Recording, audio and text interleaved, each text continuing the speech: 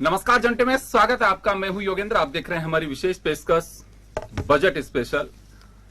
Budget में क्या कुछ रहेगा खास, हर किसी की निगाहें टिकी हुई हैं कि राजस्थान का बजट कैसा होगा। मुख्यमंत्री अशोक गहलोत राजनीति के जादूगर माने जाते हैं, लेकिन बजट के पिटारे से क्या निकलेगा ये देखने वाली बात होगी। हर वर्ग को राहत की उम्मीद है। राहत इस नाम पर क्योंकि दो बजट जो देखे हमने, ये दूसरा बजट ये कोविड का बजट रहा है और सरकारों के सामने भी निश्चित रूप से चुनौतियां रही हैं और आम पब्लिक के सामने भी अपना जीवन यापन करने के लिए अपने उद्योग धंधों को, अपने कामकाज को बनाए रखने की एक बड़ी चुनौती रही है। तो एक समग्र विकास की बात की गई थी, पिछली बार समग्र उद्योग की बात की गई थी, लेकिन सेकेंड वेव ने बहुत कुछ ध्वस्त किया है और ये कहूं कि एक आपदा थी ये, जिसे हम मेडिकल आपदा के रूप में देख सकते हैं। तो चलिए इस बार क्या रहेगा कि एमएसएमई को क्या मिल पाएगा, रोजगार की गारंटी किस तरह से दे पाएगी गवर्नमेंट, क्योंकि 2023 में चुनाव भी लड़ना है इसी सरकार को। तो इस बार देने के लिए कितना क्या रहेगा ये तो गहलोत साहब जाने, लेकिन इच्छा बहुत है लोगों की कि ये मिलना चाहिए हमें। तो चलिए हम चर्चा शुरू करेंगे। हमारे साथ भाजपा नेता पंकज जोशी साहब हैं, कांग्रेस से हमारे साथ सीताराम अग्रवाल साहब हैं, जीडी व्यास साहब और निसार अहमद जी बजट एक्सपर्टीज के रूप में हमारे साथ में जुड़ रहे हैं। मैं पंकज जी आपके पास आना चाहूंगा। कुछ उम्मीद अपेक्षा है, बेशक राजनीतिक दल आप जिससे ताल्लुक रखते हैं वो विपक्ष में है, लेकिन आप इस समाज के, इस प्रदेश के, जयपुर के नागरिक पहले हैं और मुझे लगता है कि पहले एक नागरिक के रूप में आपने जन्म लिया, उसके बाद में आपने पार्टी का दामन थामा। तो एक आम आदमी की क्या जरूरत महसूस करते हैं कि हाँ वास्तव में सरकार को इस ओर ध्यान देना चाहिए? देखिए योगेंद्र जी, आपने बिल्कुल ठीक कहा, क्योंकि देश के अंदर सबसे बड़ी आपने बात कही कि प्रदेश में जो है, क्योंकि प्रदेश और प्रदेश के बाद देश और देश के बाद जो है, हर एक आदमी की ख्वाहिश होती है कि हम कहीं ना कहीं जो है हमारा आने वाला जो बजट होता है उसमें आने वाला फ्यूचर अच्छा होना चाहिए, प्रदेश की जो है स्थितियां अच्छी होनी चाहिए। ये बिल्कुल आपने ठीक कहा और बजट जो है इसी का एक पार्ट होता है, क्योंकि कल बजट आएगा, बहुत सारी चीजें तय हो चुकी है, सब कुछ चीजें हो चुकी हैं, लेकिन आपने कहा कि क्या ऐसी संभावनाएं होनी चाहिए, क्या चीजें होनी चाहिए। देखिए सबसे बड़ी चीज है कि सरकारों से जिन लोगों की अपेक्षाएं होती हैं उनमें सबसे महत्वपूर्ण अपेक्षाएं वो होती हैं जो निजी तौर पर किसी भी हालत में जो है कहीं से भी जो है वो दूसरी जगह से उपलब्ध नहीं हो पाती। सबसे पहला है law and order. Law and order की स्थिति आप देखें कि राजस्थान के अंदर जो है 18 जो है बलात्कार पर डे और हत्याएं और जिस तरह के दुष्कर्म हो रहे हैं, मैं कह रहा हूं कि बिल्कुल जो है बजट में एक बहुत बड़ा पोर्शन जो है वो कहीं ना कहीं लॉ एंड ऑर्डर में, चाहे वो पुलिस की जो नफरी हो बढ़ाने की बात हो, चाहे उनके संसाधन हो जो बिल्कुल नए संसाधन हो। क्योंकि पिछली बार एक जब आपने देखा तो पूरे प्रदेश ने, एक सिपाही ने जब वो देखा कि कहीं ऐसी कोई हरकत हो रही थी और उसने उसको पकड़ा, तो आप देखिए पूरे प्रदेश ने उसको सराहा। मैं कह रहा हूं कि क्या जब एक सिपाही ऐसा कर सकता है, ऐसी चीजें साधन संसाधन हो सकते हैं, तो क्या प्रदेश में ऐसी चीज नहीं हो सकती? और मैं कह रहा हूं कि कल जो है इस चीज में आनी चाहिए कि हाँ प्रदेश में हमारा जो है लॉ एंड ऑर्डर की खुफिया एजेंसीज की जो सामान है, साधन है और वो उनकी तैयारियां हैं वो इस अनुरूप जो है हो, इसकी व्यवस्था की जानी चाहिए, पहली बात। दूसरी बात है कि प्रदेश के अंदर सबसे बड़ी चीज है कि दूसरी जो आवश्यकता है वो है बिजली, पानी और रिहायशी। तो ये जो चीजें हैं ये कहीं ना कहीं जो है सुदृढ़ होनी चाहिए। मैं इस चीज में कहीं कोई कटाक्ष नहीं कर रहा हूं, लेकिन हमारे जो प्लान्स होने चाहिए वो कहीं ना कहीं लॉन्ग टर्म प्लानिंग्स होनी चाहिए। क्योंकि हम क्या करते हैं कि केवल और केवल प्लानिंग जो है वो हम कहीं ना कहीं एक लिमिटेड दायरे तक रखते हैं कि भाई अब बजट जो आ रहा है क्योंकि चुनाव आएगा उसके बाद बजट आएगा। तो मैं कह रहा हूं कि चुनाव देखा जाना चाहिए, राजनीतिक पार्टियां हैं, चुनाव देखा जाता है, हर एक चीज को की जाती है, लेकिन उनके अंदर भी जो है कहीं ना कहीं जो है बहुत ज्यादा आवश्यकता है। आज सबसे महंगी बिजली जो है राजस्थान में है और महंगी बिजली का कारण ये नहीं है कि बिजली के उत्पादन का एक्सपेंडिचर ज्यादा है, सबसे बड़ा ये है कि बिजली में सबसे बड़ा प्रॉब्लम यह है कि आज भी फाइनेंस कॉस्ट सबसे बड़ी कॉस्ट है पूरे हिंदुस्तान में। आप देखिए पूरे हिंदुस्तान में क्या, मैं बहुत जगह कहूंगा कि जहां बहुत से हैं वहां भी जो है 13.75% का ब्याज कहीं नहीं है, पेनल इंटरेस्ट भी नहीं है, किसी सरकार ने नहीं रखा, किसी ने नहीं रखा। लेकिन आज भी जो है राज्य सरकार ने जो है वित्त जो बिजली कंपनीज हैं उनको 13.75% पे ब्याज पर ऋण पे रखा है। मैं कह रहा हूं इस ब्याज को जो है राज्य सरकार की ड्यूटी होनी चाहिए कि ऋण को जो है कहीं ना कहीं कैपिटल में कन्वर्ट करे, उसको जो है कैपिटलाइज करके उसको जो है अपना जो है खत्म करे, जिससे कम से कम उसके ऊपर फाइनेंस कॉस्ट नहीं पड़े। सीताराम जी आपके पास आना चाहूँ, आप एक इंडस्ट्रियलिस्ट भी हैं और पार्टी के पदाधिकारी भी हैं। बजट में जब कर सलाहकार समिति की बैठक हो रही थी तो आप हर बार रहते भी हैं, गवर्नमेंट चाहे कोई भी हो। उद्योग व्यापार की अगर बात करें तो किस तरह की अपेक्षाएं, और एक आम जन इस सरकार से क्या उम्मीद करके बैठा हुआ है? आपसे भी बहुत सारी चर्चाएं होती होंगी लोगों की। देखिए निश्चित तौर के ऊपर जब बजट आता है तो पब्लिक को एक उम्मीदें रहती हैं। अभी कुछ दिन पहले केंद्र सरकार का बजट आया, निश्चित तौर पे हमें उम्मीदें थी। कल राजस्थान सरकार का बजट आ रहा है, हमें उम्मीदें हैं। बजट सरकार 365 दिन जनता का साथ लेती है। जनता सिर्फ एक दिन अपेक्षा करती है कि वो बजट के अंदर हमारा ध्यान रखे। आपने केंद्र का बजट देखा, जनता को निराशा हुई। हमें भी एक सौभाग्य मिला कि कर सलाहकार समिति के अंदर जाने का और बजट के सुझाव देने का। निश्चित तौर पे मैं पंकज जी की बात का सहमत हूं कि भाई बिजली की टैरिफ के लिए हम लोगों ने खुद ने उसके अंदर एक सुझाव रखा है कि बिजली की टैरिफ उद्योगों को देखते हुए बहुत ज्यादा है। निश्चित तौर पे कई उद्योग ऐसे हैं, जैसे टेक्सटाइल इंडस्ट्रीज है, स्टील इंडस्ट्रीज है, उनका पावर जो है वो रॉ मटेरियल है। और आने वाला टाइम जो मेरे को लग रहा है कि जो सोलर जिस हिसाब से हमारे यहाँ पे सोलर को बढ़ावा मिल रहा है या प्रोत्साहन मिल रहा है, या पूरे विश्व के लोग यहाँ पे भी कल परसों 1 लाख करोड़ का एक MOU रिलायंस ने किया है राजस्थान के साथ सोलर के अंदर। तो पंकज जी, निश्चित तौर के ऊपर पावर टैरिफ को कम करनी पड़ेगी, क्योंकि पावर की हमारी यहाँ की क्वालिटी और क्वांटिटी दोनों बहुत ज्यादा अच्छी होंगी। रही सवाल आज कोविड के बाद में बजट, पिछला बजट भी आप देखिए, राजस्थान सरकार का बहुत शानदार बजट आया था। आज जो उम्मीद करते हैं, मैं ये मानता हूं कि माननीय मुख्यमंत्री जी उससे कहीं ज्यादा आगे बढ़ के काम करते हैं। चिरंजीवी योजना एक हमारी ऐसी योजना है सरकार की, जिसको आज पूरे देश में नहीं, पूरे प्रदेश में नहीं, पूरे देश में सराहा जा रहा है। निश्चित तौर के ऊपर एक वरदान साबित हुई है, और वरदान साबित होकर के आज सबसे बड़ी प्रॉब्लम कोविड के बाद में मेडिकल की आई। मेडिकल के अंदर चिरंजीवी योजना ने हर चीजों को एक सहारा दिया है। चाहे अब किसान का लोन ले लें, चाहे किसान के किसी भी रूप के अंदर साथ खड़ा रह करके, जब एक और बताता हूं आपको कि जब भी कभी ऐसा नौबत आती है कि आज ओलावृष्टि होगी, तो ओलावृष्टि के पहले राज्य सरकार गिरदावरी का पहले आदेश करती है, किसी की मांग करने से पहले। तो निश्चित तौर के ऊपर कल का बजट, मुझे आशा नहीं है, पूरा विश्वास है कि हमारे जो माननीय मुख्यमंत्री जननायक के नाम से जाने जाते हैं, निश्चित तौर के ऊपर बहुत शानदार बजट देंगे। और बजट ही नहीं देंगे, उसको पूरी क्रियान्वित भी पूरा करेंगे। तो ये हर वर्ग के लिए बजट आएगा। किसानों का बजट पहले बार इतिहास के अंदर राजस्थान में अलग दिया जा रहा है। उद्योग का बजट बहुत शानदार बजट आना चाहिए। जनता का बजट आएगा, गरीब और मजदूर का बजट आएगा, किसान का बजट आएगा। निश्चित तौर के ऊपर राजस्थान की 7.5 करोड़ जनता कल इस बजट की तरफ आशाएं लगाए बैठी हुई है। निश्चित तौर पे अच्छा आएगा। निसार साहब, आपके पास आना चाहूंगा मैं। देखिए, बजट लोक लुभावन बजट जो होता है, हम जो चर्चाएं सुनते हैं, पहले सुना करते थे कि बजट में इस वर्ग को दबा दिया, लेकिन गवर्नमेंट की तरफ से एज ए स्पोक्स पर्सन जो भी हो, अपनी फीलिंग्स या कहूं कि कमेंट्स जो देते थे, वो देते थे कि डेवलपमेंट करना है तो कुछ हम लोग भी कांटे भरा ताज पहनते हैं, तो आप लोगों को भी कड़वी घूंट पीनी पड़ेगी। वो डेवलपमेंट का एक मॉडल था। लेकिन आजकल लोक लुभावन, और मुझे ऐसा लगता है कि लोक लुभावन के कारण आज किसी भी प्रदेश का बजट का आकार तो बड़ा ही है, लेकिन वहां का कहूं कि जो घाटे के साथ साथ कर्ज जो है, वो भी एक ऐसी स्थिति में जा रहा है कि मुझे नहीं लगता है कि उसे कैसे कंट्रोल कर पाएंगे। बहुत ही बड़ी चुनौती होगी सरकारों के सामने ये। लेकिन अगर तर्क सुने तो बड़ा रोचक आता है कि तो डेवलपमेंट के लिए पैसा लिया, उधार लेके हमने घी नहीं पिया है। घी कोई नहीं भी पीता है, और आजकल तो वैसे भी डॉक्टर्स मना करते हैं घी से बचिए आप। तो ये एक मॉडल जो है, क्या वास्तव में अब इस पे गौर करने की आवश्यकता है? ठीक है, वेलफेयर स्कीम्स में आपको पैसा तो लेना पड़ेगा, लेकिन एटलीस्ट ये अभी गवर्नमेंट तो नरेगा मॉडल पे चल रही है सब। बाकी आप पहले हम देखा करते, आपने तो बहुत सारी चीजें की हैं कि गड्ढे खोद दिए और उसके बाद काम हो गया। आपको काम की गारंटी तो दे दी, लेकिन आप लोग को एसेट्स तैयार नहीं किए। कितना पैसा उसमें चला गया? चाहते तो कर सकते थे। क्या वास्तव में कुछ मॉडल ऐसा लेना होगा कि लोक लुभावन स्कीम्स के साथ साथ हमें थोड़ा गौर भी करना पड़ेगा कि कर्ज में भी ना डूबे? नहीं, कर्ज कम हो तो अच्छा है, लेकिन इसका ये मतलब जो हम लोग कर्ज को जैसे देखते हैं कि जो फैमिलीज या इंडिविजुअल का जो कर्ज होता है और सरकारों का जो कर्ज होता है, उसका थोड़ा फर्क है। मतलब वो सरकार अगर कर्ज ले रही है तो कोई ज़रूरी नहीं कि उससे बहुत ही परेशानी में पड़ जाएगी सरकार, या उससे एक मतलब एक दिक्कत तो है कि आपको इंटरेस्ट में पेमेंट करना पड़ेगा, ब्याज तो ब्याज पे पेमेंट आपको बढ़ सकता है खर्चा।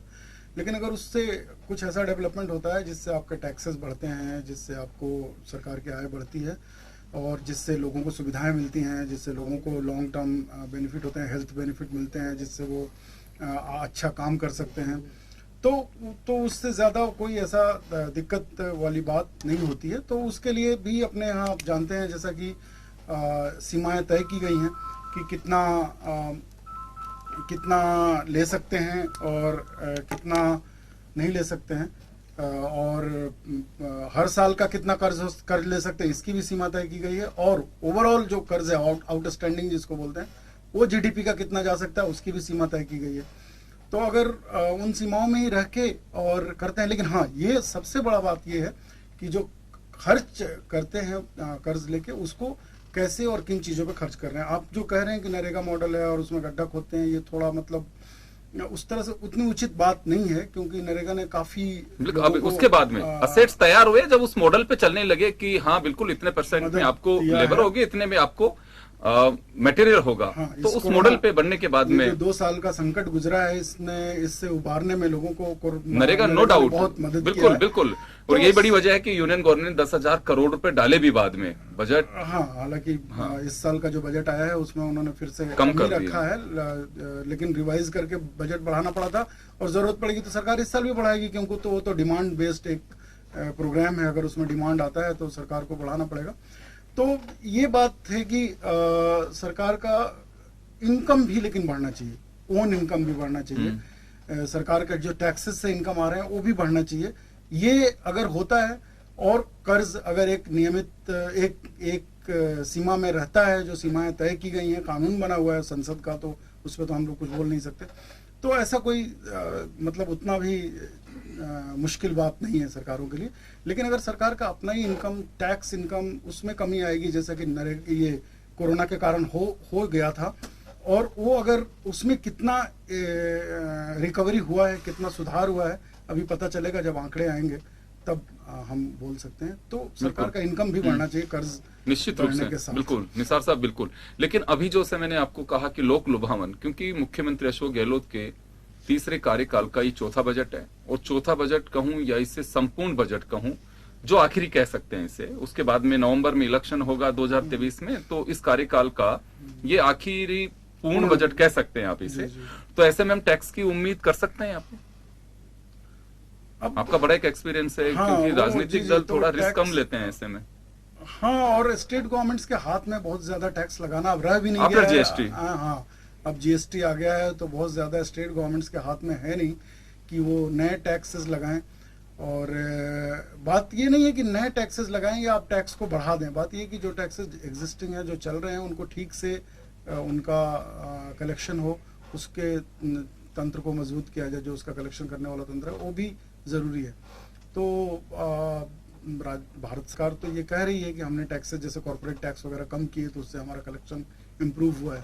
तो टैक्स बढ़ाना जरूरी है या टैक्स नेट बढ़ाना जरूरी है, लेकिन एट द सेम टाइम जो भारत सरकार कर सकती थी, अब तो हो गया, अगला साल फिर बजट आएगा, वो ये था कि जो आप देखें बहुत इनइक्वालिटी बढ़ी है और काफी लोग बहुत ज्यादा रिच हुए हैं, तो जो बहुत ज्यादा रिच हुए हैं उन लोगों पे कुछ अगर एक छोटा टैक्स लगाने का कुछ व्यवस्था किया जाता, तो एक जो रिसोर्स मोबिलाइजेशन हो सकता था। तो स्टेट गवर्नमेंट्स के हाथ में ऐसा कुछ है नहीं, तो स्टेट गवर्नमेंट के हाथ में जितना ये चर्चा भी चली थी कि इंडस्ट्रीज में एक लेयर तय करनी होगी आपको, जिसपे एक एडिशनल टैक्स आप लगा सकते हैं। हम लोगों ने भी चर्चा की थी उसमें कि इस तरह से कर सकते हैं। चलिए, लेकिन बजट जैसे मैं कह रहा हूं कि 2023 में चुनाव है, गवर्नमेंट से रिस्क तब लेती हैं कि जब उनकी बिगनिंग स्टेज होती है उस कार्यकाल की, कि जैसे पहला बजट आ रहा है, दूसरा बजट आ रहा है, तीसरे तक भी ये रिस्क सहन कर सकते हैं। चौथे बजट तक आते आते थोड़ा सा पार्टी के प्रति जवाबदेही, अपनी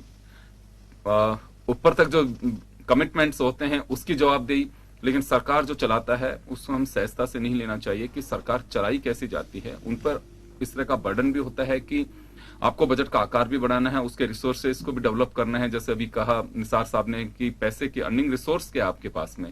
क्योंकि अब बजट पे जब चर्चा करते हैं तो निश्चित रूप से पंकज जोशी साहब आज बीजेपी से हमारे साथ में बैठे हैं, कल ही हमारे साथ जुड़ेंगे तो यही बात पूछेंगे कि ये नहीं पता है पैसा आएगा कहां से और लगाएंगे कैसे। ये कॉमन बात है ये, और पूछ भी सकता है कोई, क्योंकि राजनीतिक पार्टियों में जो ताल्लुक रखते हैं वो भी तो समाज के ही तो अंग हैं, इसी समाज के नागरिक हैं, इस कारण से वो पूछ भी सकते हैं। सीताराम जी, आपके पास आना चाहूंगा मैं एक बार देखिए, बजट का प्लान, बजट का इम्प्लीमेंटेशन, उसके एलोकेशन, बड़ी चुनौतियां होती हैं सरकार के सामने। लेकिन जो लास्ट बजट आता है उससे ठीक एक पहले का बजट, वो संपूर्ण बजट, जैसे हम कह रहे हैं चौथा बजट है तीसरे कार्यकाल का अशोक गहलोत साहब का। क्योंकि पार्टी को भी गिनाना है, पार्टी के वर्कर्स, अगर आज बजट वैसा नहीं आता है तो आप ही लोग जब पार्टी कार्यालय में मीटिंग होगी तो पूछ सकते हैं कि सब बजट में बताएं क्या जनता के बीच जाकर के। तो कुछ घोषणाएं ऐसी भी होंगी कि जो वास्तव में जनता जिनके इंतजार कर रही है और मिले भी वो। जैसे निसार साहब ने कहा कि रिसोर्सेज सीमित हो गए हैं गवर्नमेंट के पास में जीएसटी के बाद में। तो एक तमाम परिस्थितियों को लेते हुए जब कर सलाहकार समिति की बैठक हो रही थी, या आप अभी एक गवर्नमेंट के एक ऑर्गेनाइजेशन के डायरेक्टर भी हैं, तो ऐसे में किस तरह की स्थितियां हो सकती हैं सरकार के सामने? कुछ परेशानी भी होती है, बजट का आकार हर बार बढ़ना है। निश्चित रूप से चुनौती तो है, ये नहीं मान सकते कि चुनौती नहीं है, क्योंकि 2 साल कोविड के ऐसे गए जो रिसोर्स जो हमारे पास थे वो भी खत्म हो गए, चाहे भारत सरकार हो चाहे केंद्र सरकार हो, चाहे ये कहें आप उद्योगपति हैं, चाहे मजदूर है, चाहे किसान है, हर आदमी ने सफर किया है कोविड से। लेकिन राजस्थान सरकार का आपको उस टाइम पे भी मैं आपको बताना चाहता हूं कि राजस्थान सरकार भारत के अंदर कोविड में भी नंबर 1 अपने आप में एक बंदोबस्त करने में साबित हुई। और मुख्यमंत्री ने बहुत बढ़िया वो साबित किया कि हम लोग कोविड मैनेजमेंट, चाहे फिर उसके बाद वैक्सीन के अंदर भी नंबर 1 रहा। आज ये बजट का है, निश्चित तौर पे हम लोग उम्मीद करते हैं कि सरकार जो हमें देगी, जनता को देगी, उसको लेकर के हम इलेक्शन टाइम में जनता के बीच में जाएंगे। और ये मुख्यमंत्री जी ने बहुत अच्छी तरह से इस चीज को समझा है। हम लोगों को भी अभी एक अधिवेशन बुलाया था बिरला ऑडिटोरियम में, आपने देखा होगा, आप साक्षी हैं उसके। तो वहां पे भी इस बजट को लेकर के चिंतित थे कि बजट हम ऐसा दें, पॉलिटिकल पार्टी बाद की बात है, पहले जनता के हित के अंदर ध्यान में रखते हुए मुख्यमंत्री जी ने एक बात कही है कि ये बजट देंगे हम किसान और मजदूर के लिए, जनता के लिए, आम आदमी के लिए। मैं एक बात बताना चाहता हूं आपको कि हमारी सरकार ने या कांग्रेस सरकार ने या वर्तमान सरकार ने क्या किया, एजुकेशन और मेडिकल में क्रांति लाई। एक महात्मा गांधी स्कूल खोली इन्होंने। निश्चित तौर पे योगेंद्र जी, मुझे कहने में गर्व होता है कि ये मेरे विधानसभा क्षेत्र में एक महात्मा गांधी स्कूल खुली, 8000 एप्लीकेशन आई और बच्चे कितने थे? 58 बच्चे। 58 सीट के लिए 8000 एप्लीकेशन, मतलब गरीब के बच्चे इंग्लिश मीडियम पढ़े, ये पहले बार किसी सरकार ने सोचा है। बजट और कर्जा 2 चीज हैं। अगर किसी गरीब का आदमी के लिए, किसी गरीब के उत्थान के लिए कर्जा भी लिया जाता है, वो भी जैसे निसार साहब ने कहा कि एक दायरे में रह के कर्जा मिलता है और उसी दायरे में कर्जा लिया जाता है। सरकार भी उसी दायरे में, लेकिन उसका खर्च करने का, कर्जा लेकर के एक तो ऐश करे और एक कर्जा लेकर के उसको गरीबी उन्मूलन के अंदर या उसको सदुपयोग के अंदर करे। निश्चित तौर के ऊपर आज मेडिकल और एजुकेशन 2 के अंदर जो क्रांति राजस्थान के अंदर आई है, स्कीमों की तो मैं आपको बता नहीं सकता, डेली एक स्कीम निकलती है। लेकिन फिर उसके बाद हम लोगों ने मुख्यमंत्री जी से एक मांग की कि आप एक विधानसभा में एक स्कूल तो दे। में पहले 66 स्कूल खोली और ये कह दिया अभी आने वाले टाइम पे, शायद कल ये बजट में आ जाएगा, कि हर जितनी चाहे आप उतनी महात्मा गांधी स्कूल लीजिए, आप उनको कन्वर्ट करवाइए, चाहे हिंदी मीडियम को इंग्लिश मीडियम कन्वर्ट करवाइए, चाहे आप नहीं करवाइए। और हॉस्पिटलों की ये पोजीशन कर दी, यहां तक कि जहां सीएससी पीएससी थी, चाहे जितनी आप खुलवाइए। और एक सबसे बड़ी बात इन्होंने की कि 500 लड़कियां जहां हैं, जिस स्कूल में हैं, वहां गर्ल्स कॉलेज खोल रहे हैं या गवर्नमेंट कॉलेज खोल रहे हैं। तो ये जो चीजें हैं, निश्चित तौर के ऊपर ये मान के चलिए कि कल बजट से हमारी पार्टी को नहीं, जनता को उम्मीद है और जनता की उम्मीदों के ऊपर निश्चित खरे उतरेंगे। सीताराम जी, बात तो सही है कि जनता को सरकार से उम्मीद होती है और सरकार को जनता से उम्मीद होती है अगले साल चुनाव में भी जाना। ये तो देखिए एक पैचअप कहूं या कोऑर्डिनेशन कहूं और स्मार्टनेस भी होती है, एक मैकेनिज्म होता है, आपका मैनेजमेंट होता है, और वो करता है तो बेहतर तरीके से। पंकज जी, पहली बार राजस्थान में एग्रीकल्चर बजट आ रहा है। वैसे तो ये सिलसिला आप लोगों का था। मैंने राजनाथ सिंह जी का एक इंटरव्यू किया, मुझे ध्यान है, ओटीएस के अंदर, तब उन्होंने कहा था कि यूनियन गवर्नमेंट हमारी बनेगी तो एग्रीकल्चर बजट लेकर के आएंगे। ये मेरी इच्छा है, क्योंकि खुद भी तो कृषि मंत्री रहे हुए हैं वो, और बड़ी उनकी इच्छा थी। अशोक गहलोत ये पिछले बार अनाउंस कर चुके थे कि एग्रीकल्चर बजट आएगा। तो मैं एक रिएक्शन चाहूंगा आपका उस पर कि एग्रीकल्चर बजट पहली बार आ रहा है राजस्थान में। देखिए मैं एक बार थोड़ा सा एक जवाब पहले कर दूं, फिर मैं आपको उस पर आता हूँ। अभी सीताराम जी ने खुद ने कहा कि उनके यहाँ एक स्कूल खुले जिसमें 58 बच्चे। मुझे बताइए कि 58 बच्चे यदि आप एक स्कूल में जो है एडमिशन में रखेंगे, मुझे बताइए क्या देश में प्रदेश में इतने सारे बच्चों के लिए आपका रिसोर्सेज की स्थिति क्या है। देखिए सबसे बड़ी होती है कि आपके रिसोर्सेज का उचित उपयोग हो रहा है कि नहीं हो रहा, क्योंकि 58 बच्चे, मुझे बताइए एक विधानसभा में आज करीबन 20 से 25 प्राइवेट स्कूल हैं।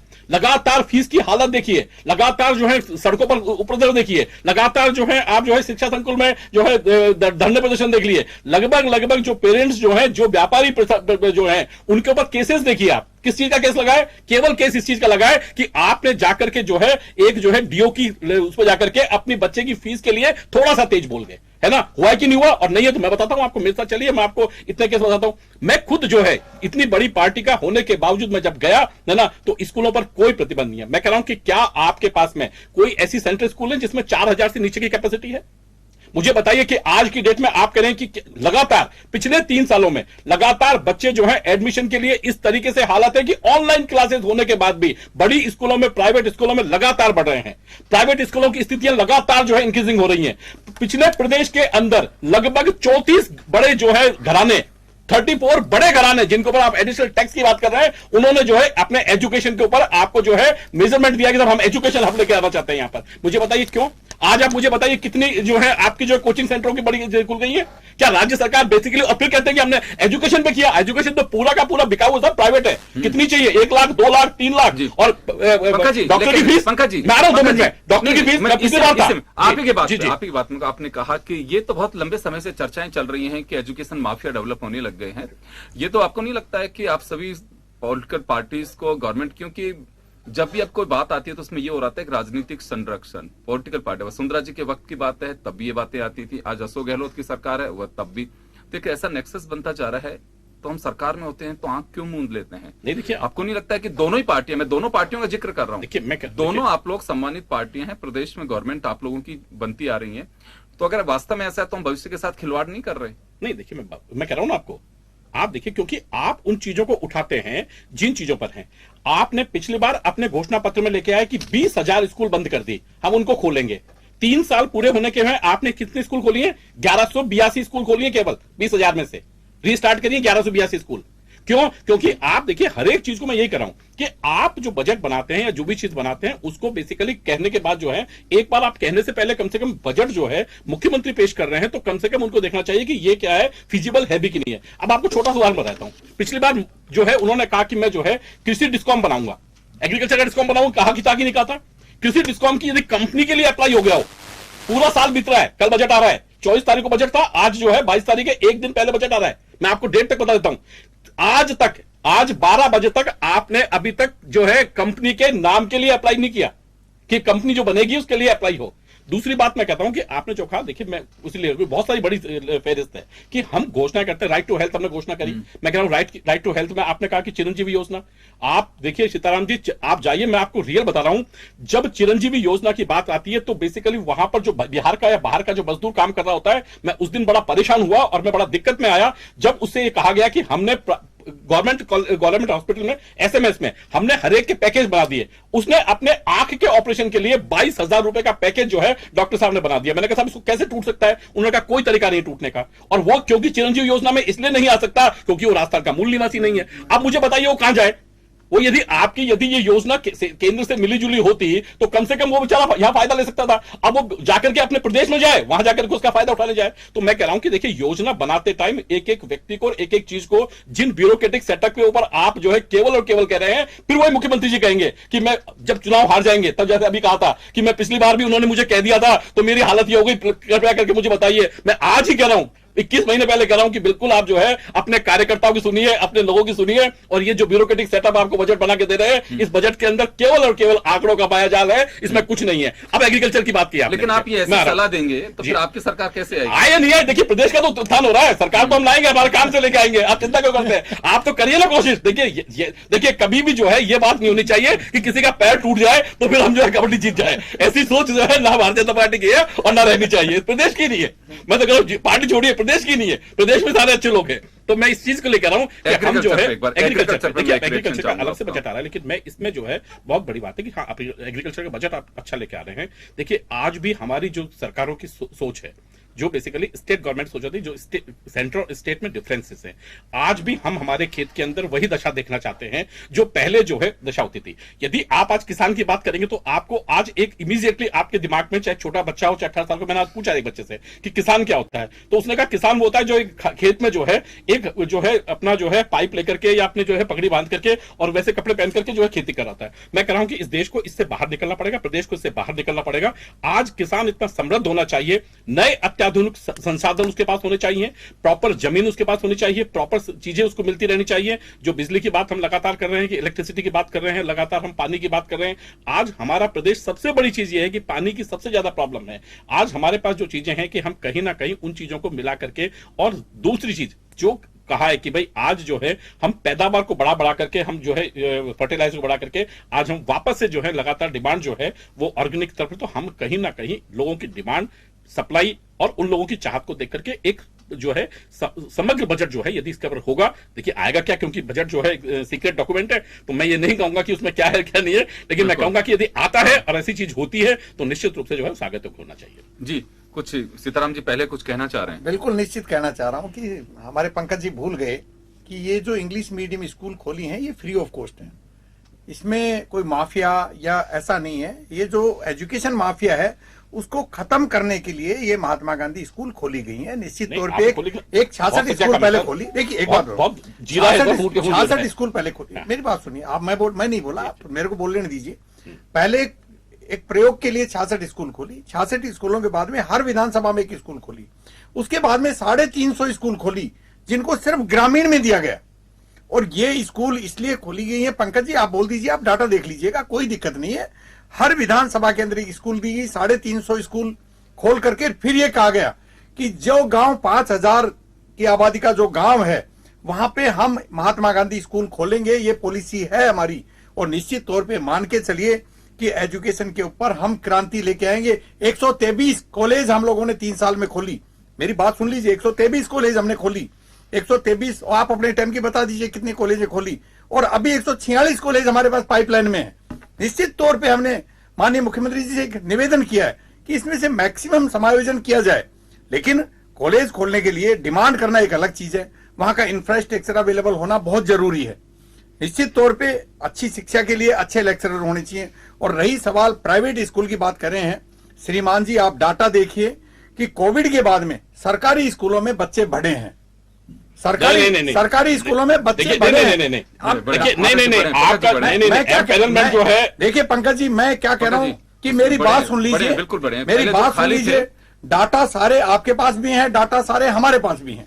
मैं नहीं चाहता था। रही सवाल बजट लेना तो हमसे सीखिए, आप बजट बनाना हमारे मुख्यमंत्री से सीखिए, बजट के लिए क्या होता है वो सीखिए। रही सवाल ज्ञान दे रहे हो तो आप अपना ज्ञान तो सरकार ने मुझे बताइए, आपको सीखना चाहिए तो मुझे बताइए क्यों बनाया क्या कह रहा हूं, खुद ही ज्ञान आप खुद ही बात कर रहे हैं, आप बात कर रहे हैं, आपको देखो कि बजट बनाने के लिए आप ये कह रहे हैं, ये तो आप मुझे 21 महीने पढ़े हैं, हमारा ज्ञान लीजिए। आपका ज्ञान लो, आप अपनी सरकार क्यों नहीं दिया ज्ञान? नहीं ज्ञान होता तो ये हालत होती है आपकी के ऊपर एक और ज्ञान होता तो ये हालत होती है। और ये मान के चलिए शुरू से लेते हुए आए और आपकी हालत होती है। हमारी सरकार सीताराम जी मत कहो, सीताराम जी की हालत होती ना, निश्चित तौर पर सीताराम जी मैं आपको क्योंकि आराम के साथ राजनीतिक मैं कह रहा हूँ, राजनीतिक का आए हो 1998 में बताता हूँ आपको। 1998 में आपके आला कमान ने 2 आदमी को जो है मुख्यमंत्री बनाने के लिए कहा था, नवल किशोर शर्मा और जो है परशुराम मदेरणा जी। 2 आदमी मेरी बात सुना आपको। उसके बाद में जो है हालत क्या हुई, आप एक बार 2008 में जो और उसके बाद तीनों बात नहीं थे साहब, बजट की चर्चा इसलिए कह रहा हूं के लिए मेरे आप इसलिए मतलब पर बजट में एजुकेशन की बात चल रही है। मैं एजुकेशन के ऊपर ही आ रहा हूँ, मैं हेल्थ के ऊपर आ रहा हूँ। निश्चित तौर के ऊपर आज हेल्थ और एजुकेशन, हेल्थ राइट आपने घोषणा की थी 2020 में, हमने घोषणा की थी। आपने मुझे बताया दीजिए क्या? आप तो अन्नदाता हो, सारे आप ही करें। आपने घोषणा की थी भैया, बताइए सारा काम आप ही करें। आपका बजट देखा है, सेंट्रल का बजट देखा है, लोगों को उम्मीदें थी। हालत ये हुई, टाई फिस हो गई और हालत ये हो गई कि उस बजट से इतनी निराशा मिली है कि आप लोग भी डिस्कस करने लायक। निश्चित तौर पे हम कल बात करेंगे। देश और दुनिया जो है मुझे बताइए कि आज हालत आप देखिए, अभी आप ही जिस जगह पे बैठे हैं उसी में चला रहे थे साहब, उसी में एक आज रशिया का जो है आज चल रही थी। मैं एक जनता का आदमी हूँ, आज मुझे बताइए ऐसी कोई देश है क्या? चलिए मैं लौट रहा हूं आपके पास, ऐसा नहीं मैं होगा। लौटूंगा, चलिए मैं लौटूंगा, निसार साहब के पास में जाना चाहूंगा। उससे पहले एक छोटा सा ब्रेक लेंगे और ब्रेक के बाद हम जल्द लौटेंगे।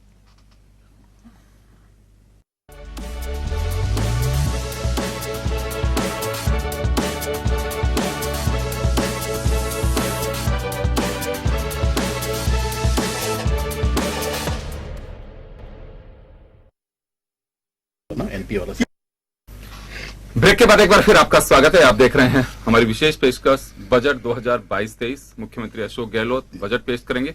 निसार साहब आपके पास आना चाहूंगा। कुछ स्कीम्स ऐसी हैं कि वेलफेयर स्कीम है, गवर्नमेंट कोई भी वो लेके आनी ही पड़ेंगी, क्योंकि जनता की डिमांड है, जनता के लिए आप कर रहे हैं, जनता की सरकार है, जनता ने आपको बनाया है।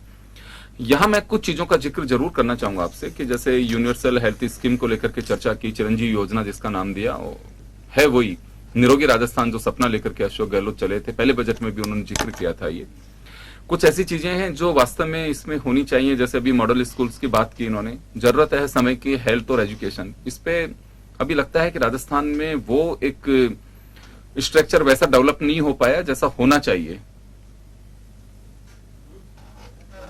राजस्थान में हेल्थ का अगर बात करें तो जैसे ये हमारे पास बड़े बड़े हॉस्पिटल हैं, बड़े जी। शहर, मतलब मैं गवर्नमेंट की बात कर हाँ। रहा हूँ, गवर्नमेंट हॉस्पिटल्स की।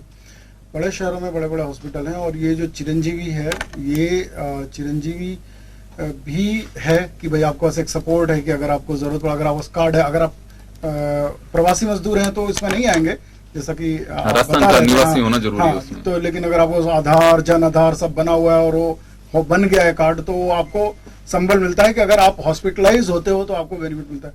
लेकिन जो हेल्थ का जो सबसे बड़ा खर्चा लोगों के जेब से जाता है, वो जाता है उनके डे टू डे जो उनके बीमारियां होती हैं उनमें, और जो ओपीडी जिसको बोलते हैं, और उसको मजबूत करने के लिए हमारे जो गांवों में और छोटे Exactly. शहरों में जो सामुदायिक स्वास्थ्य केंद्र, प्राथमिक स्वास्थ्य केंद्र हैं और उप स्वास्थ्य केंद्र हैं, ये अगर मजबूत होते हैं, इन पे थोड़ा फोकस करने की ज्यादा जरूरत है। इससे क्या होगा कि शहरों में जो बड़े हॉस्पिटल हैं उन पे भी बोझ कम होगा, जो ट्रांसपोर्टेशन का कॉस्ट होगा वो भी थोड़ा कम होगा। तो ये अगर हम इस पे ध्यान देते हैं, जो राइट टू हेल्थ अगर एक्ट आता है तो वो उम्मीद है कि इन चीजों को उसमें शामिल करेगा। शिक्षा की बात जहां तक है तो ये मॉडल स्कूल देखते हैं कि ये मॉडल स्कूल अंग्रेजी में शिक्षा देने का दावा कर रहे हैं, तो उनका मतलब हमें फिर उस तरह से प्रशिक्षित शिक्षक बिल्कुल चाहिए, एग्जैक्टली, है ना? क्योंकि देखिए अनाउंसमेंट से ज्यादा जरूरी है कि आप क्वालिटी इसीलिए एजुकेशन, वो क्वालिटी हेल्थ स्लो चल रहे हैं, तो एक तरह से ठीक है, क्योंकि वो ला सकते हैं उस तरह से जो प्रशिक्षित शिक्षक चाहिए, जो अंग्रेजी माध्यम में सभी विषयों को पहली क्लास से 12वीं क्लास तक पढ़ा सकें। प्राइवेटाइजेशन शिक्षा में तो जोर है राजस्थान में, इसमें कोई दो राय नहीं है। नीचे से लेकर हायर एजुकेशन में तो कुछ ज्यादा ही है। इसको सरकार कैसे देखती है? भाई सरकार, आप प्राइवेट इंस्टीट्यूट्स खुल रहे हैं, उनको सुविधाएं भी दे रहे हैं खोलने के लिए, लेकिन हमारे जो ये कॉलेज हैं, हमारे जो यूनिवर्सिटी हैं, इनका हायर एजुकेशन का अपना बजट सचमुच छोटा होता है, बहुत छोटा होता है। तो हमें इन पे भी ध्यान देना होगा।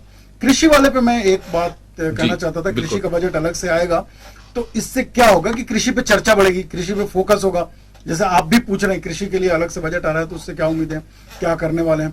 तो जो कृषि में अभी फोकस किन चीजों पे चला गया, वो चला गया है जो व्यक्तिगत लाभ के जो योजनाएं हैं, जिनमें सीधे सीधे कैश ट्रांसफर के जो योजनाएं हैं, उन पे फोकस चला गया है। मुझे व्यक्तिगत तौर पे ये लगता है कि सरकारों को, सभी सरकारों को, राज्य सरकार को और केंद्र सरकारों को, जो कृषि में इंफ्रास्ट्रक्चर है, जो मंडी हुआ, जो छोटे किसानों के जहां सुविधा उठा सके ऐसे स्टोरेज की फैसिलिटी हुई, ये जो इंफ्रास्ट्रक्चर है एग्रीकल्चर का, उस पे भी ध्यान देने की इक्वली जरूरत है।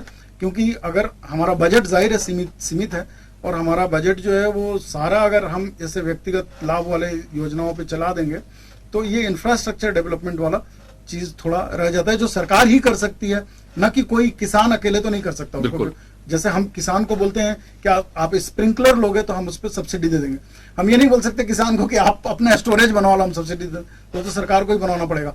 तो उस पे फोकस करने की भी जरूरत है एग्रीकल्चर में, मैं ये कहना चाहता हूँ। जी, एक में दो बातें निसार साहब, आप क्योंकि बड़ी डेप्थ के साथ चर्चा करते हैं, जो अभी मैं करंटली देख रहा हूँ, एक अब की बार मुख्यमंत्री कुछ ऐसा अनाउंस कर सकते हैं यूथ के लिए भर्ती कैलेंडर, जिसपे कुछ गौर कर सकें या फिर कुछ ऐसा पाबंद किया जा सके, क्योंकि मैं भर्तियों को लेकर के पहले तो वैकेंसीज बहुत डिले होती हैं, उसके बाद में लिटिगेशंस और कहीं ना कहीं कुछ ऐसा उसमें लेकुना रह जाता है कि जिसकी वजह से बड़ी परेशानी होती है। एक ये, दूसरा हेल्थ को लेकर के काफी चर्चाएं चली हैं, एक कर्ज को लेकर के, क्योंकि अभी नेशनलाइज बैंक का कर्ज एक मैंने देखा था कि SBI वो मॉडल जिसका जिक्र अशोक गहलोत जी खुद ने भी किया कि 10% गवर्नमेंट उनका जो बनता है उसको NPA उसमें डाल दिया जाए, और जैसे और उसको एक सेटलमेंट के जरिए, क्योंकि उस कमेटी के अंदर सीताराम जी खुद भी रहे हैं, जो इनको चर्चा में मालूम भी है, और उसको सेटल करना चाह रहे, लेकिन शायद वो भी 30% कर दिया गया अब 10 से बढ़ा करके। इस पे कुछ कर सकते हैं कि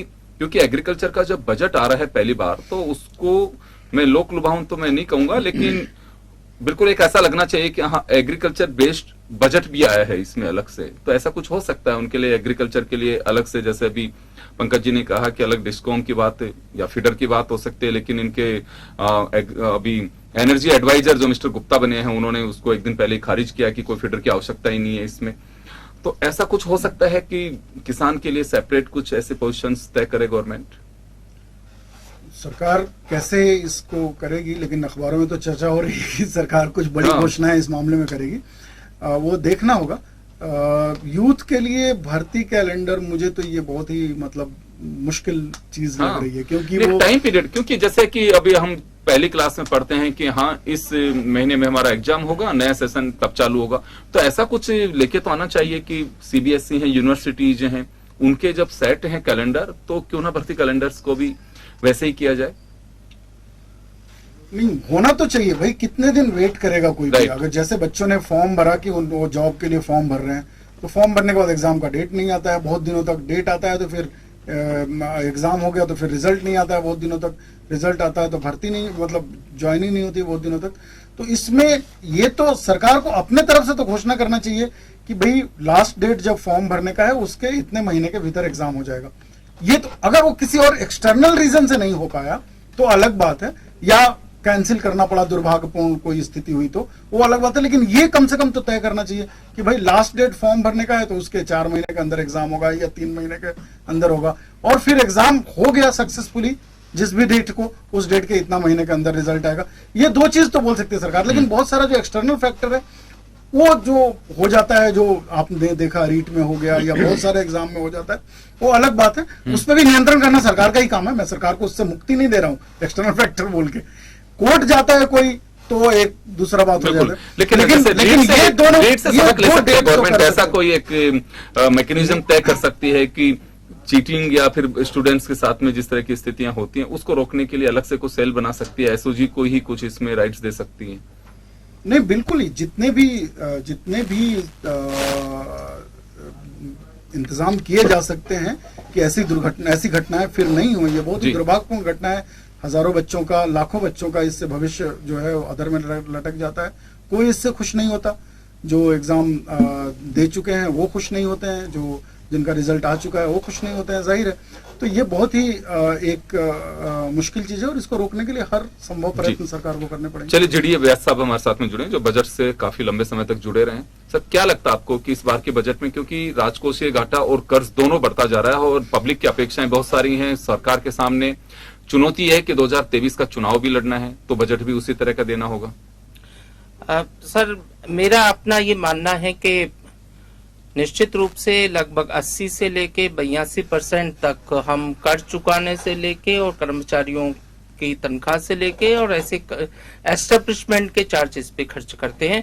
हमारे पास बहुत कम पैसा बचता है, 12 से 13% के आसपास, जिससे हमें ये बजट दिखाना है। आपने किसी की तनख्वाह बढ़ा दी तो बहुत गजब होने वाला नहीं है, तो ये जो कुछ भी दिखाना है इसके अंदर निश्चित रूप से 2 बात सरकार मैं मानता हूं ध्यान रखेगी। पहली बात तो जो आज अखबारों में भी छपी है कि चूंकि चुनाव से पहले वाला साल है और इस बार जितनी घोषणाएं होंगी उनको ये लागू करने की हिम्मत भी कर पाएंगे, टाइम भी होगा इनके पास में।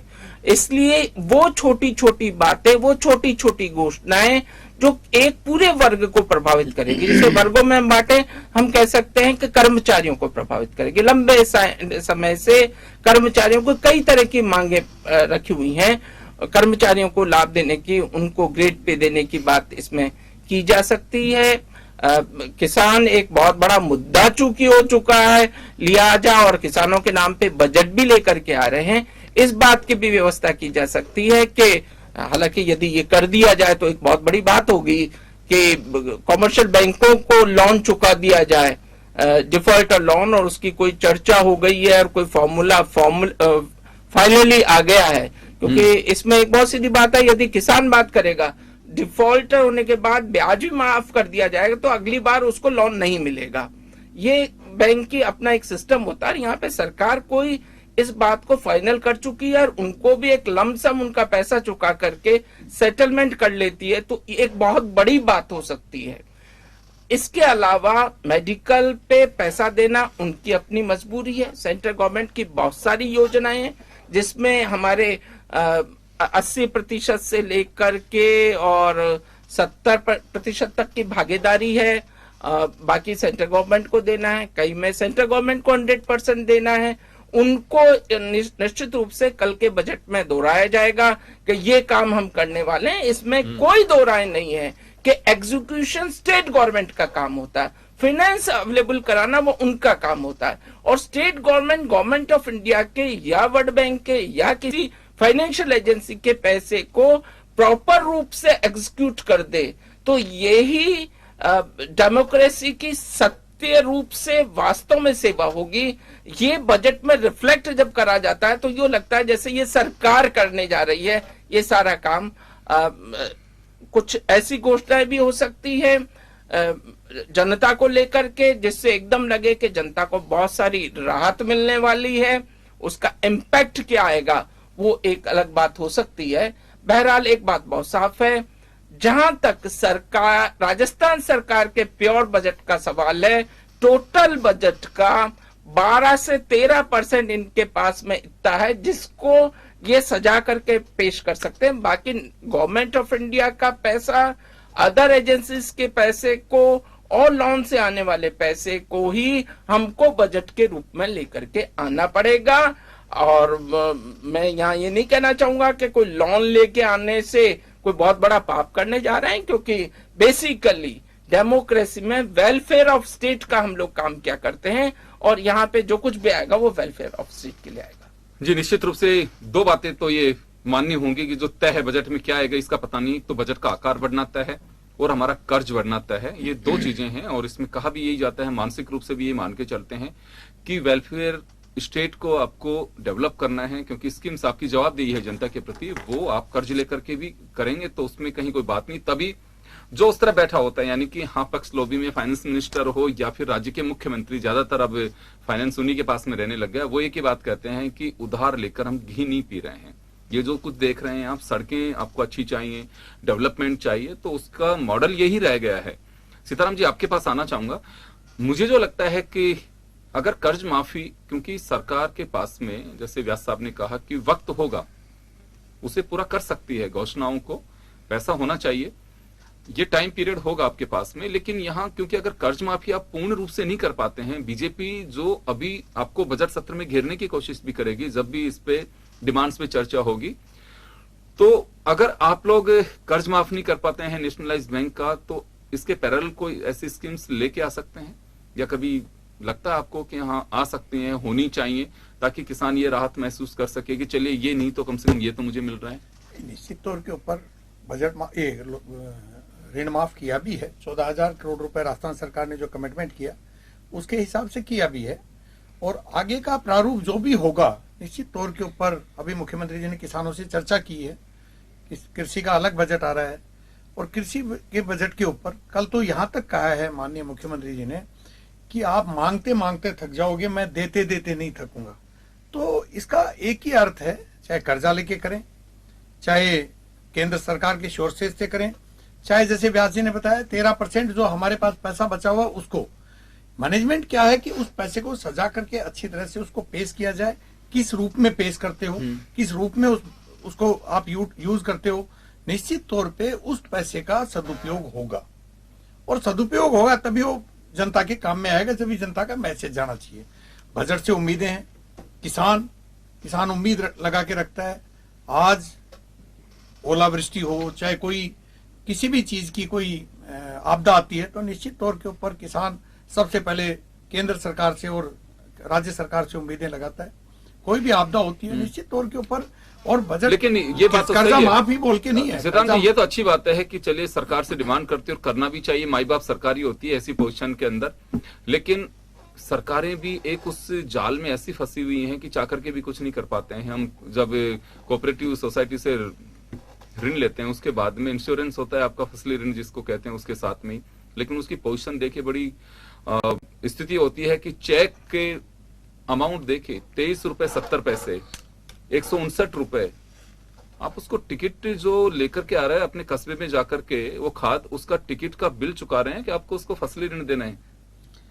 एक्चुअली फसली ऋण सॉरी, आप उसको इंश्योर्ड किया है उसका पैसा दे रहे हैं, गिरदावरी करा देते हैं। मुआवजा। हाँ, मुआवजा कहाँ दे पाते हैं, मुआवजा। वो एक बड़े एक हंसी का पॉइंट है। हम कोई स्टेट, उत्तर प्रदेश हो चाहे राजस्थान हो चाहे गुजरात हो, कोई भी स्टेट आप देख लीजिए, किसान इतना समझदार है, स्मार्ट है किसान। मैं ये नहीं कहूंगा कि समझ नहीं है उसको, लेकिन आप पढ़े लिखे हम जैसे लोग कोई भी, उसकी कंडीशंस ऐसी होती है इंश्योरेंस में कि नहीं साइन कर दीजिए, आप उस पर यकीन करते हैं और सिग्नेचर कर देते हैं। जब आपकी बारी आती है पैसे लेने की तो जो फाइल आपने साइन की है वही बोलती है। निश्चित तौर के ऊपर आज एक बात बता रहा हूं कि ये जानकारी का अभाव है, किसानों को जानकारी का अभाव है, और धीरे धीरे पहले से तो बहुत ठीक हो रहा है। पहले तो किसान को समझता ही नहीं था। निश्चित तौर के ऊपर ऐसा नहीं है कि उसमें मुआवजा नहीं दिया जा रहा है या एक ही प्रकार का मुआवजा दिया जाता है। क्योंकि इस पे बड़ी एक्सरसाइज है निसार साहब की, वो कुछ कहना भी चाह रहे हैं। नहीं, सिर्फ ये बात नहीं है कि जानकारी का अभाव है। बात ये है कि हम जो घाटा, जो नुकसान हुआ है उसका आकलन कैसे करते हैं, एग्जैक्टली ये है ना असली बात। उसको हम यूनिट किसको मान के चल हाँ, रहे हैं। यूनिट किसको मान के चल रहे हैं। हम अगर पूरे जिले को यूनिट मानेंगे, पूरे ब्लॉक को यूनिट हाँ, ये बात मानेंगे, ठीक है तो कि उससे अभी नीचे नुकसान आने होगा लगे ना। हैं कि अब तो नहीं जा रहे उतना नीचे। अब जब हम जब आप कह रहे हैं, जैसे केंद्र सरकार ने कहा कि हम ड्रोन टेक्नोलॉजी ला रहे हैं खेती में, तो ड्रोन टेक्नोलॉजी किसी और चीज के लिए आ सकती है तो नुकसान का मुआवजे के लिए आकलन भी करने आनी के लिए भी आ चाहिए। सकती है। राइट, बिल्कुल। तो एक एक किसान के नुकसान का अलग अलग आकलन कर सकते हैं ना भाई। अब यूनिट तो कायदे से यही है कि जब किसान ने पंचायत आपको को तो यूनिट बनाओ कम से कम। एक इंडिविजुअल हर किसान पंचायत में तो एक किसान पटवारी ने है, तो आपने प्रीमियम तो किसान के हिसाब से भरा, आपने यूनिट के हिसाब से नहीं भरा ना, हाँ, तो वही उसको बात मुआवजा है। भी वैसा ही मिलना चाहिए। तो जैसे हम ये थोड़ी बोलते हैं कि इस मोहल्ले के या इस सिटी के सभी कार या 60% कार को अगर नुकसान पहुंचेगा तब कार का मुआवजा मिलेगा, कार इंश्योरेंस का फायदा मिलेगा। एक कार को नुकसान होता है, उसने जो करवाया उसको कार इंश्योरेंस का फायदा मिल जाता है। तो किसान के मामले में ये ऐसे 60% अगर नुकसान होगा तो फिर उसको बांटेंगे, फिर उसका नतीजा वो होता है जो छोटा चेक। तो हमें यूनिट पर किसान के लेवल पे जाना चाहिए। हमें अगर किसान ने इंश्योरेंस कराया या सरकार ने किसान के बिहाफ पे करवाया है तो ये आकलन का जो तरीका है सर, वो उसमें सुधार और उसमें टेक्नोलॉजी का इस्तेमाल होना चाहिए। पंकज जी, आपके पास आना चाहूंगा। देखिए, हर गवर्नमेंट के सामने ये समस्या आती भी होगी निश्चित रूप से, आप भी जनता के बीच से। वो एक बात अलग है कि जब हम सत्ता की कुर्सी पे बैठते हैं तो दिखाई थोड़ा कम देता है, और जब बाहर होते हैं तो एक एक चीज की तकलीफ का हमें एहसास भी होता है, क्योंकि खुद भी उस दौर से गुजर चुके होते हैं, मिलने जाते हैं लोगों से। यहाँ बड़ी प्रॉब्लम है ये, जब हम इंडिविजुअल इंश्योरेंस कराते हैं, गाड़ी का कराते हैं, हम मेडिकल क्लेम करवाते हैं, तो हमें यूनिट एक आदमी को लेकर के मान के चलते हैं, लेकिन किसान के साथ में बड़ी परेशानी है। किसान को लेकर के मैनिफेस्टो हो, स्टेट के बजट हो, यूनियन बजट हो, उसमें होता है कि किसान के लिए हम समाचार पत्रों में भी देते हैं कि कृषि को ये मिला, खेतों को ये मिला, किसान को ये मिला, लेकिन मिलता क्या है? जहां उसका घाटा होता है वहां नहीं मिलता है उसको। तो आज भी चलिए ठीक है कि आप लोगों ने क्लेमिटी रिलीफ फंड में उसको जो 33% किया कि अगर रकबे का खराबा जो होता है उसको 33 से 50 से, ये चलिए ये ठीक है, लेकिन बहुत ज्यादा नहीं है ये भी। उसको वो मुआवजा सबसे बड़ी बजट पे कितनी चर्चा कर ले हम, कितनी बहस कर ले, लेकिन वास्तव में उसको इकाई इंडिविजुअल क्यों नहीं माना जा रहा आज भी? देखिए, दो बड़ी चीजें हैं इसके अंदर। सबसे बड़ी चीज है कि आपने जो बात कही, क्योंकि एग्रीकल्चर सब्जेक्ट जो है स्टेट का सब्जेक्ट है, उसकी जो लैंड सब्जेक्ट है वो स्टेट का सब्जेक्ट है, क्योंकि लैंड को बेसिकली नापने का काम केंद्र सरकार किसी भी हालत में नहीं कर सकती। तो जब तक आप डाटा, आज भी परेशानी क्या है? आज डाटा की परेशानी है। मैं आपको छोटा सा उदाहरण देता हूं। मैं कल जब गया तो आप देखिए कि जब मैंने एक्सप्रेसवे जो बन रहा है अभी जो है दौसा से लेकर के जो दिल्ली का बन रहा है, उस एक्सप्रेसवे को मैंने देखा, क्योंकि वहां पर खेत थे, खाली थे, इसलिए जगह मिली और आपने उसको बना दिया। लेकिन उसी चीज को यदि आप देखें तो लगातार, यदि आप देखें तो पिछले 8 साल से हम जो जयपुर का जो हाईवे है इसको लगातार परेशानी में है, क्योंकि वहां पर टोटल जो है मतलब थोड़ा सा पैच को भी करने के लिए लगभग उसके मुआवजे को, उसको लेने को, जमीन को लेने को, जैसे ही आपने ली एक कोर्ट में केस हो गया, कोर्ट में केस से निपटाइए, वहां से निपटाइए, तो आप ले नहीं सकते। इसलिए मैं कह रहा हूं कि जो प्लानिंग होनी चाहिए वो एक बड़ी प्लानिंग होनी चाहिए कि कहीं ना कहीं बड़ी, क्योंकि आज आपके पास जगह है तो आप प्लान कर सकते हैं। मैं यही कह रहा हूं कि आज आपके पास सबसे बड़ी जो चीज अभी राष्ट्रपति कहा कि सबसे बड़ी जो चीजें हैं कि वो, जैसे मैंने आपने ये कहा, अभी आपने कहा कि पैसा, देखिए पैसे की प्रॉब्लम नहीं होती, सबसे बड़ी चीज होती है आप उसका इंप्लीमेंट कैसे करते हैं। आपने जैसे अभी देखा जल जीवन मिशन में, अब जल जीवन मिशन में आप देखिए लोगों ने क्या किया कि टंकी बनी नहीं, आपने कनेक्शन जो है पुराने थे उन्हीं को लिख दिया। कहीं ना कहीं इन चीजों का यदि सुपरविजन आपके पास है तो मैं गारंटी दे रहा हूं कि यदि आप 1 रुपए की जगह 1.5 रुपए भी खर्च कर रहे हैं तो भी आज की डेट में हमारे पास संसाधन और चीज इतनी है कि हम हर एक व्यक्ति तक जो है कहीं ना कहीं पहुंच सकते हैं। मैं तो इस पे आने वाला भी हूं आपके जी। पास में कि बजट्स में मॉनिटरिंग को लेकर के भी कुछ कहना चाहिए, लेकिन मेरा जो सवाल वो है कि हम कृषि बजट बना रहे हैं या फिर मत भी बनाइए, बजट से कोई फर्क नहीं पड़ रहा। अगर किसान खेती की स्थिति नहीं सुधरेगी तो बजट से कोई फायदा नहीं होने बजट वाला। बनाइए ना, नहीं, मैं लेकिन दूसरी बात कह रहा हूं, आपकी बात लेकिन जो खराबा जो होता है, जो मुआवजे का वक्त मैं वही कह रहा हूं, यूनिट हाँ मैं ये कह रहा हूं कि सबसे पहले एक चीज होनी चाहिए कि सबसे पहला काम ये होना चाहिए कि हम इस जो टाइम बचा हुआ है उस टाइम में हर एक व्यक्ति का जो है टोटल जैसे आज जो अकाउंट में पैसा चले जाता है, बेसिकली डायरेक्ट बेनिफिट स्कीम है, हम उसके खाते को बाकायदा यूनिट बना देंगे कि हाँ इस आदमी का इतने बीघा है, इतना जो है हेयर है, इतनी चीजें। यदि सरकार बना करके दे देगी तो मैं आपको गारंटी दे कहता हूं कि हर एक जगह पर, सेंटर का हो चाहे स्टेट का हो, पैसा उसके खाते में पहुंच जाएगा और आज से करीब जो है 10 टाइम्स पहुंचेगा। लेकिन व्यक्ति वही परेशानी होगी, क्योंकि आज आप देखिए कि हालत क्या है, मुझे अभी भी बताइए।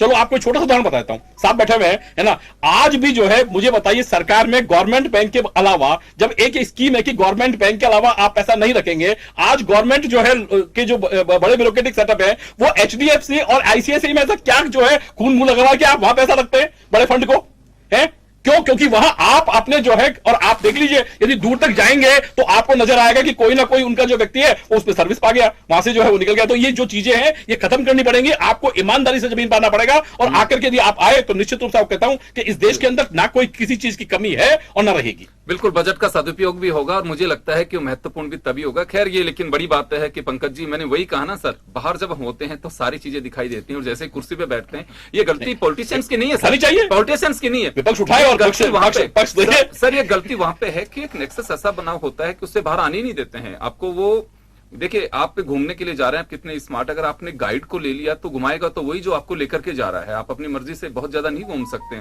बच्चे आपके गूगल भी तलाशेंगे कि नहीं गाइड है यही घुमाएगा। ऐसे ही आपके ब्यूरोक्रेट्स भी हैं, वो वही तरीके से वो कहते हैं कि सरकार हमें चलानी है, ये तो अभी चले जाएंगे, उसके बाद में तो संभालना हमारे को। मुख्यमंत्री जी ने कहा था। खैर चलिए, नहीं ये बात प्रधानमंत्री जी भी कह चुके अपने पहले कार्यकाल के तीसरे बजट सत्र के दरमियान, तीसरे बजट सत्र के दरमियान उन्होंने कहा था कि मजे लेते हैं ब्यूरोक्रेट, सरकारें आती हैं जाती हैं और लेकिन अब कोई गोल्फ कोर्स नहीं जाता होगा सेंटर में, चलिए मना कर दिया, गोल्फ कोर्स मना है। चलिए मैं माफी चाहूंगा, समय का अभाव में रोकना चाहूंगा तमाम अतिथियों को। चलिए बजट आ रहा है, हम सबको इंतजार भी है कि बजट में क्या कुछ खास होगा, उसको लेकर के हम देखेंगे। लेकिन हम प्री टॉक्स कर रहे हैं कि हाँ वास्तव में किस तबके को किस तरह की चीजों का इंतजार है। मुख्यमंत्री सब लोगों से चर्चा करके बजट बना रहे हैं और ये बजट स्पेशल बजट होगा क्योंकि 2023 सामने सरकार को दिखाई दे रहा है, पब्लिक भी दिखाई दे रही है, अपना कोष भी दिखाई दे रहा है, तमाम जो चीजें हैं उसे देखते हुए बहुत बहुत शुक्रिया आप सभी का। बजट स्पेशल में इतना ही, दीजिए इजाजत, नमस्कार।